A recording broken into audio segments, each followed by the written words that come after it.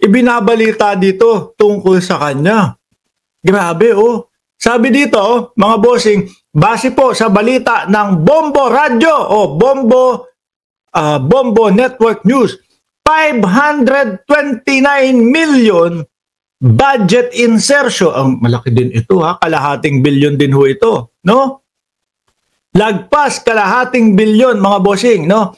529 million budget insertion ni Representative Toby Tiangco ibinunyag ni Representative Garbin. Garbin ba to? Garin. Garbin, Alfredo Garbin, no?